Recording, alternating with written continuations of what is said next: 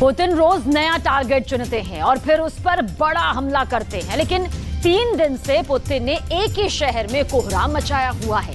Ukraine से तबाही की जो नई तस्वीरें सामने आई, उससे लगता है कि पुतिन इसी महीने यूक्रेन का एक और बड़ा शहर पूरी तरह से तबाह कर देंगे, खत्म कर देंगे।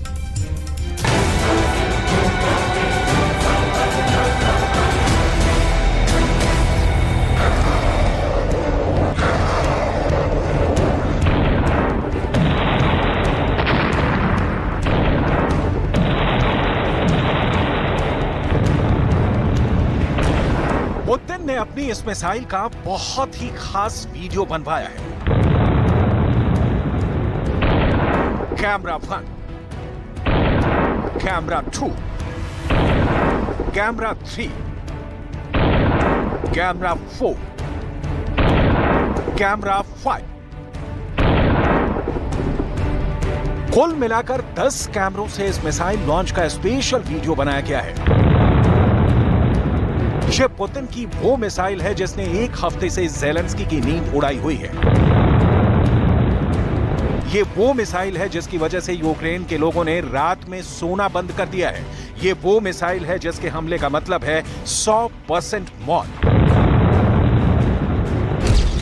और ये गारंटी खुद पुतिन दे रहे हैं, पुतिन की सेना दे रही है, पुतिन के जंगी जहाज दे रहे हैं। पुतिन ने एक बहुत बड़ा मिशन शुरू कर दिया है जिसका नाम है मिशन ओडेसा, और इसीलिए ये मिसाइल बार बार फायर की जा रही है। ये वो मिसाइल है जो जहां गिरती है वहां की तबाही देखकर दिल बैठने लगता है। ये मिसाइल जहां गिरती है वहां कोई जिंदा नहीं बचता, कुछ सलामत नहीं रहता। हर तरफ आग होती है, मलबे से लाशें निकाली जाती हैं, बची खुची इमारतें खंडहर बनने के लिए तैयार हो जाती हैं। ये है पुतिन की मॉस्केट मिसाइल, जिसकी रफ्तार आवाज की स्पीड से 2 गुना से भी ज्यादा है। ये मिसाइल 3000 किलोमीटर प्रति घंटे की रफ्तार से अटैक करती है। 250 किलोमीटर की रेंज के साथ ये यूक्रेन के कई शहरों के लिए खतरा बन चुकी है। मॉस्केट एक supersonic anti ship cruise missile है जिसमें परमाणु बम भी फिट किया जा सकता है। इसकी 250 किलोमीटर की रेंज इसे बहुत ज्यादा खतरनाक बना देती है। अब इस मिसाइल के साथ पुतिन का सबसे बड़ा टारगेट यूक्रेन का ओडेसा शहर बन चुका है। ये मिसाइल जहां गिरती है वहां पुतिन के हमले की छाप होती है। इस वक्त पुतिन की ये छाप ओडेसा पर दिखाई दे रही है। पुतिन अब ओडेसा को किसी भी सूरत में ज़ेलेंस्की से छीनना चाहते हैं। क्राइमिया ब्रिज पर हुए अटैक के बाद ओडेसा पुतिन का टारगेट नंबर 1 फाइनल हो चुका है। पुतिन ओडेसा को बखमूत जैसा बनाना चाहते हैं। ओडेसा पर कब्जे का मतलब है कि क्राइमिया रूस के लिए सुरक्षित हो जाएगा और फिर पुतिन खेरसोन में भी बड़ा ऑपरेशन चला पाएंगे।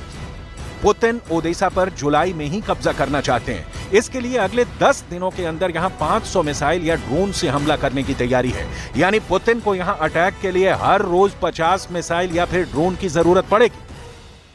Сегодня очевидно, что западные кураторы киевского режима явно разочарованы результатами так называемого контрнаступления, о котором в предыдущие месяцы громко вещали нынешние украинские власти.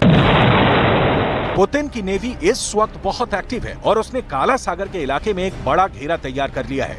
पुतिन ने नौसेना को ज़ेलेंस्की की मूवमेंट पर भी नजर रखने के लिए कहा है, और ये बात इसलिए बहुत अहम हो जाती है क्योंकि हाल ही में स्नेक आइलैंड जाकर ज़ेलेंस्की ने यह साबित करने की कोशिश की थी कि यूक्रेन ओडेसा में सरेंडर नहीं करेगा।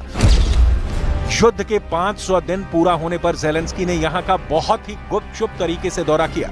ज़ेलेंस्की मोटर बोट के जरिए उस स्नेक आइलैंड पर गए जहां उनके मुट्ठी भर सैनिकों ने रूस के एक बड़े हमले को नाकाम कर दिया था। ओडेसा के करीब इस जगह पर ठीक 1 साल पहले बहुत खूनी लड़ाई हुई। ज़ेलेंस्की इस आइलैंड पर उतरे और उन सैनिकों को श्रद्धांजलि दी जिन्होंने रूस के हमलों से डरे बिना इस द्वीप को ना छोड़ने का फैसला किया था। यूक्रेन का स्नेक आइलैंड फुटबॉल के 20 मैदानों जितना बड़ा द्वीप है और यहां हमेशा फौज की तैनाती रही है। अभी यहां आम लोगों की कोई आबादी नहीं है। यहां से यूक्रेन का करीबी तट यानी ओडेसा का इलाका 35 किलोमीटर दूर है। यहां से काला सागर के उस रास्ते को कंट्रोल किया जा सकता है जहां से यूक्रेन के ओडेसा पोर्ट तक रास्ता जाता है। ज़ेलेंस्की ने स्नेक आइलैंड पहुंचकर क्या कहा था, उससे देखकर आप पुतिन के मिशन ओडेसा पर ज़ेलेंस्की के तेवर को समझ सकते हैं। Подякувати саме звідси, з цього місця, місця перемоги кожному нашому воїну за ці 500 днів. Наші Збройні сили, наша розвідка, Нацгвардія, наші прикордонники, Служба безпеки України, Національна поліція, наші зв'язківці, наш народ. Я дякую всім, хто б'ється заради України. जेलेंस्की काला सागर का जिक्र कर रहे हैं, जमीन का एक एक टुकड़ा बचाने की बात कर रहे हैं, जबकि रूस की नौसेना यहीं आसपास टहल रही है। पुतिन के वॉरशिप बार बार मिसाइल दागकर बता रहे हैं कि ओडेसा पर किसी भी वक्त कब्जा करने के लिए चढ़ाई की जा सकती है। फिलहाल रूस की नौसेना ओडेसा पर मिसाइल फायर करके जेलेंस्की की फौज के अहम ठिकानों को मिट्टी में मिला रही है। जेलेंस्की के लिए ओडेसा बहुत अहम है। क्राइमिया ब्रिज 17 जुलाई को हुए अटैक के बाद पुतिन ने 3 रात लगातार ओडेसा पर मिसाइल से हमले किए हैं। पुतिन ने 18 जुलाई को भी हमले किए, 19 जुलाई को भी मिसाइलें दागी और 20 जुलाई को भी यहां कई मिसाइल आकर गिरी। आप इन 4 तारीखों को देखकर अंदाजा लगा सकते हैं कि पुतिन जवाबी कार्रवाई में बिल्कुल वक्त नहीं लगाते। Тільки за 4 дні цього тижня, з понеділка, російські терористи вже застосували проти нашої держави і значною мірою саме проти Одеси та Одещини, Миколаєва і інших наших південних міст і громад застосували майже 70 ракет різних типів, майже 90 шахедів. इस शहर को मारियोपोल से भी ज्यादा खास बताया जा रहा है, जिसे बचाने के लिए जेलेंस्की कुछ भी कर गुजरेंगे। जेलेंस्की कह चुके हैं कि यूक्रेन ने अपनी जमीन पर संप्रभुता फिर से हासिल करने का बड़ा इरादा किया हुआ है और ओडेसा को किसी भी कीमत पर रूस के हवाले नहीं करेंगे। लेकिन ओडेसा पर हुए ताबड़तोड़ हमलों ने जेलेंस्की के एयर डिफेंस को खोखला साबित कर दिया है। ना ही उनकी एयर डिफेंस मिसाइल रूस की मिसाइल को रोक पा रही है, ना ही रूस के ड्रोन अटैक से ओडेसा को बचा पा रही है। हालात ऐसे ही रहे तो जेलेंस्की की फौज के लिए ओडेसा को बचाना एक बहुत बड़ी चुनौती बन सकता है। Поки не вистачає, щоб дати захист усьому українському небу. Ми максимально активно працюємо з партнерами заради додаткових комплексів ППО, які можуть дати спокій та безпеку. रूस को लग रहा है कि ओडेसा को बचाने के लिए नाटो भी इस इलाके में दखल दे सकता है। इसीलिए पुतिन ने अपनी ब्लैक सी फ्लीट को तैयार कर दिया है।